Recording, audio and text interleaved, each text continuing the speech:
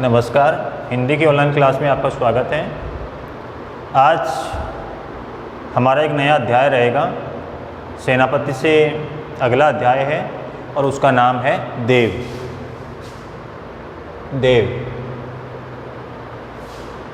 कवि देव का अध्ययन करेंगे। इससे पहले अपने कवि देव का परिचय देखते हैं। सामान्य सा परिचय, छोटा सा इनका परिचय है। सबसे पहले बात करते हैं इनके जन्म की। और कवि देव का जन्म बताया जाता है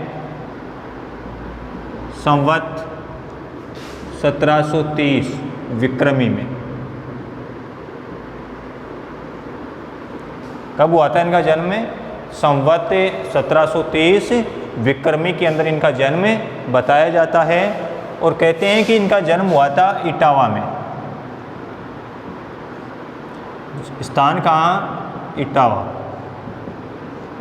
कवि देव का जन्म स्थान कहाँ पर बताया गया है? इटावा के अंदर बताया गया है। कब हुआ था? 1730 के अंदर। और इनकी मृत्यु के बारे में कहा जाता है कि इनकी मृत्यु हुई थी कोई 1824 विक्रमी में। संवत मृत्यु कब हुई थी इनकी? 1824 विक्रमी के अंदर इनकी मृत्यु बताई जाती है। इनके पिता का नाम भी बताया जाता है। और इनके पिता का नाम बताते हैं कोई बिहारी लाल दुबे। बिहारी लाल दुबे। इनके पिता का क्या नाम बताया गया है? बिहारी लाल दुबे इनके पिता का नाम बताया जाता है। ये जो देव थे, ये कौन से काल के कवि थे? ये थे रीतिकाल के। कौन से काल के कवि कहे जाते हैं? रीतिकाल का कवि इनको कहा जाता है। और रीतिकाल के जो अधिकतर कवि हुआ करते थे वो राजाओं के दरबारों में रहा करते थे, श्रृंगारिकता का वर्णन किया करते थे। उसी प्रकार से कवि देव ने भी कवि देव के काव्य के अंदर भी किसका वर्णन सर्व प्रमुख रूप से किया गया है? श्रृंगारिकता।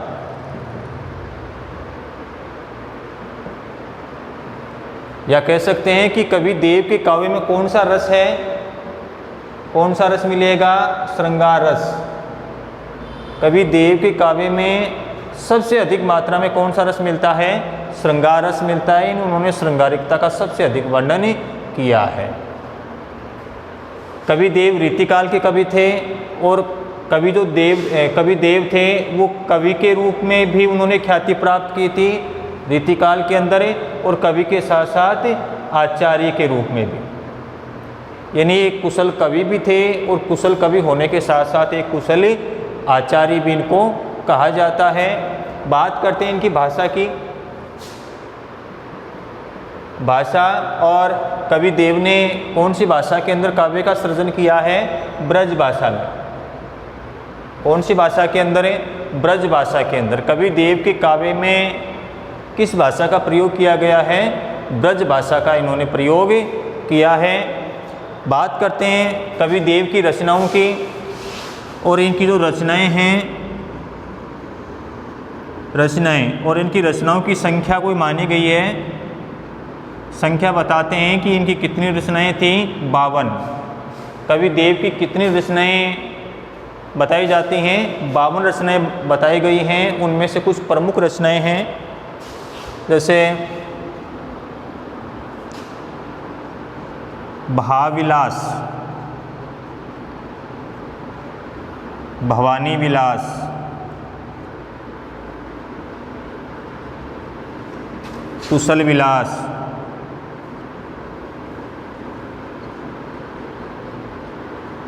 देवचरित,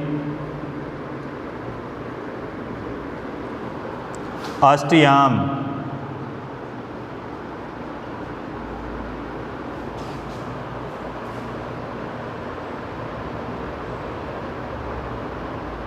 भावविलास है, भवानी विलास है, कुशल विलास है, देवचरित है, अष्टयाम है। इसके साथ रसविलास,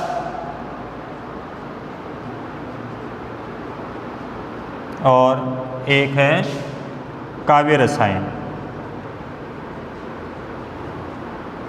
ये इनकी कुछ प्रमुख रचनाएं बताई गई हैं कि वैसे देव की जो कुल रचनाएं हैं वो बताई जाती हैं, 52 रचनाएं बताई जाती हैं। इसके अलावा सुजान विनोद और एक और बताई जाती है इनकी प्रेम तरंग। ये इनकी कुछ रचनाएं हैं। देव की रचनाओं की संख्या कितनी बताई गई है? 52 बताई गई है। उनमें से भाविलास है, भवानी विलास है, कुशल विलास है, देवचरित है, अष्टयाम है, रस विलास है, काव्य रसायन है, सुजान विनोद है और प्रेम तरंग है। ये इनका एक सामान्य सा छोटा सा परिचय है। दोबारा इनका परिचय एक बार देख लेते हैं। कवि देव का जन्म कब हुआ था? संवत 1730। कौन सी में? विक्रमी के अंदर। और हुआ कहाँ था? स्थान इटावा। और इटावा कहाँ है? उत्तर प्रदेश में। उत्तर प्रदेश के इटावा नामक स्थान पर इनका जन्म माना जाता है। और आज भी इटावा के अंदर इनके वंशज हैं वो देखने को मिलते हैं। इनकी मृत्यु बताई जाती है कोई 1824 विक्रमी के अंदर इनकी मृत्यु हुई थी। इनके पिता का नाम कोई बिहारी लाल दुबे बताया जाता है। ये रीतिकाल के कवि थे और रीतिकाल के अंदर इन्होंने श्रृंगारिकता को अपनाया है, श्रृंगारिकता का वर्णन किया है। इनके काव्य में श्रृंगार रस है। कवि देव थे वो एक कवि के रूप में भी उन्होंने ख्याति प्राप्त की रीतिकाल के अंदर तो इसके साथ साथ एक आचार्य के रूप में भी उन्होंने ख्याति प्राप्त की है। कवि देव ने अपने काव्य में ब्रज भाषा का, साहित्यिक ब्रज भाषा का प्रयोग किया है। इनकी जो प्रमुख रचनाएं हैं उनकी संख्या 52 मानी जाती है, जिनमें से प्रमुख रचनाएं हैं भाविलास, भवानी विलास, कुशल विलास, देवचरित, अष्टयाम, रस विलास, काव्य रसायन, सुजान विनोद और प्रेम तरंग। इस प्रकार से ये इनका एक सामान्य परिचय है। अब इसके बाद में अपन इनका पहला जो पद है उस पहले पद को देखते हैं। तो देखिए ये पहला पद है कवि देव का। और कवि देव ने अपने काव्य में अधिकतर श्री कृष्ण के सौंदर्य का बड़ा ही मार्मिक चित्रण उन्होंने किया है। यहाँ पर भी जो पहला पद है वह पहला पद श्री कृष्ण के रूप सौंदर्य से है, श्री कृष्ण की श्रृंगारिकता से संबंधित उन्होंने वर्णन किया है। तो श्री कृष्ण के रूप सौंदर्य का वर्णन करते हुए कवि देव क्या कह रहे हैं? पायनी नुपुर, नुपुर का मतलब होता है घुंघरू, पायनी का मतलब पैरों में, पायनी नुपुर मंजू यानी सुंदर। मंजू का मतलब क्या होता है बेटा? सुंदर। मंजू, ये मंजू होता है वो शुद्ध होता है। कई बार लिखते हैं ना नाम अपना, कई ऐसे भी लिख देते हैं मंजू और एक मंजू। इस मंजू का मतलब होता है सुंदर और इस मंजू का मतलब होता है कीचड़। तो मात्रा में से कैसे आती है? छोटी ओ की मात्रा आती है सुंदर। मंजू का मतलब क्या होता है? सुंदर। पायनी नुपुर मंजू बजे। कवि देव श्री कृष्ण के रूप सौंदर्य का वर्णन करते हुए कह रहे हैं, यानी श्री कृष्ण के बाल स्वरूप का यहाँ पर वर्णन किया है। जब वो बच्चे थे, छोटे थे, उस समय का यहाँ पर वर्णन किया है। पायनी नुपुर मंजू बजे कि श्री कृष्ण के पैरों में क्या है? घुंघरू हैं। श्री कृष्ण ने अपने पैरों में क्या बांध रखे हैं? घुंघरू बांध रखे हैं। और उन घुंघरू की कैसी ध्वनि निकल रही है? सुंदर ध्वनि निकल रही है। पायनी नुपुर, पैरों में घुंघरू हैं, मंजू बजे जो मधुर आवाज़ कर रहे हैं वो अत्यधिक सुंदर लग रहे हैं। कटी किंकिनी, कटी का मतलब कमर और किंकिनी का मतलब होता है करदनी। क्या? करदनी। जो कमर में बांधने का जो आभूषण होता है उसे क्या कहते हैं? करदनी कहते हैं। कटी किंकिनी, उन्होंने अपनी कमर के अंदर क्या बांध रखी है? करधनी बांध रखी है। में धुनी की मधुराई, और उस करधनी से क्या निकल रही है? मन को भाने वाली मधुर आवाज़ ही निकल रही है, मन को अत्यधिक आनंदोलित कर रही है।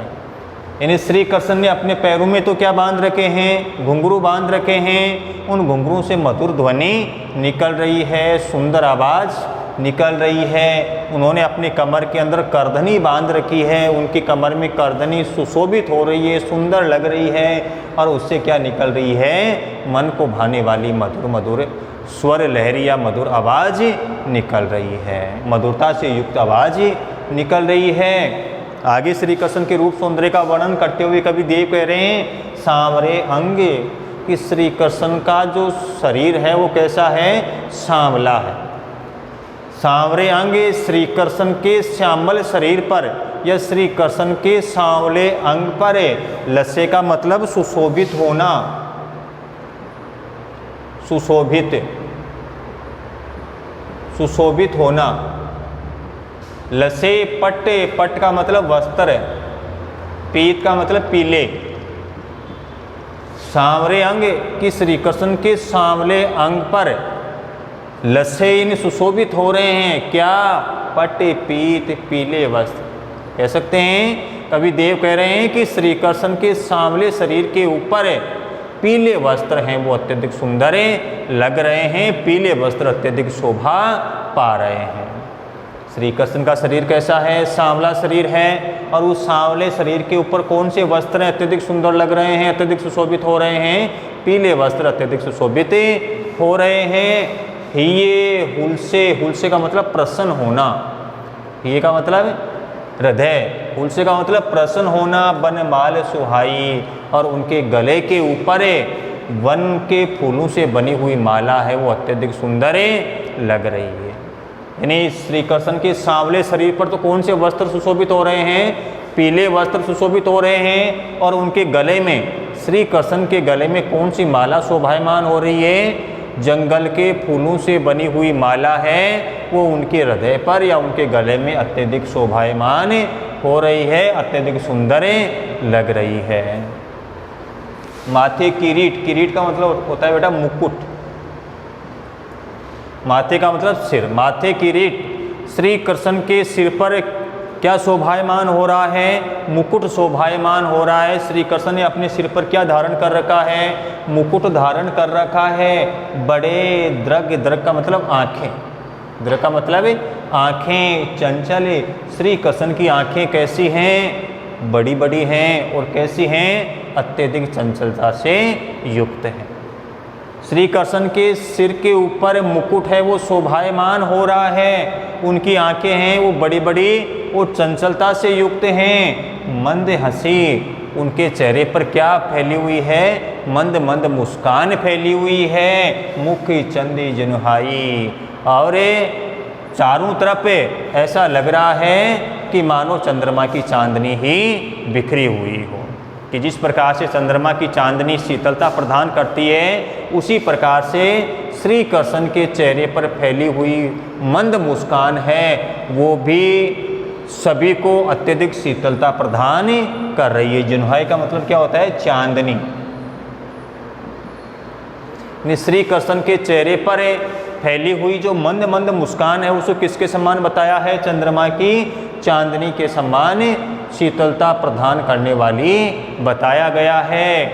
जे जग मंदिर, कौन सा अलंकार होता है इसमें, रूपक अलंकार। जग मंदिर में कौन सा अलंकार है बेटा, रूपक अलंकार। जहाँ उपमेय पर उपमान का आरोप किया जाता है या उपमेय और उपमान को एक ही मान लिया जाता है, वहाँ पर कौन सा अलंकार होता है, रूपक अलंकार होता है।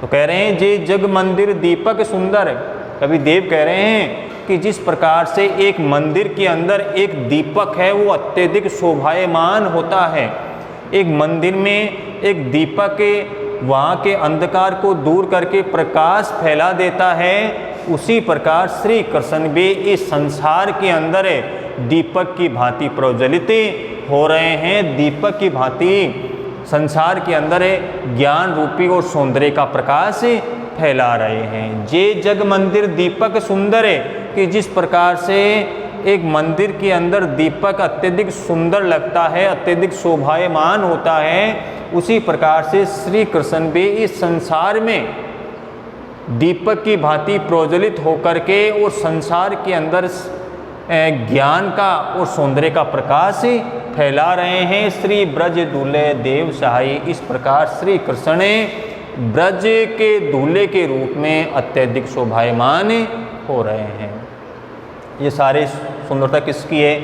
एक दूल्हे की है कि जिस प्रकार एक दूल्हा होता है, अब नहीं, लेकिन पहले के समय में घुंघरू वगैरह बांधते थे, करदनी यानी कमर का आभूषण वगैरह बांधते थे, गले के अंदर माला वगैरह हुआ करती थी, सिर के ऊपर मुकुट वगैरह हुआ करता था। उसी प्रकार श्री कृष्ण भी किसके समान लग रहे हैं? ब्रज दूल्हे, ब्रज के दूल्हे के समान अत्यधिक सुंदर लग रहे हैं, अत्यधिक शोभायमान हो रहे हैं। ये आ गया वो सही समझ में? ठीक है, ये अपना पहला पद हो गया। बाकी के जो पद हैं वो अपन अगले वीडियो में देखेंगे। धन्यवाद। जय हिंद।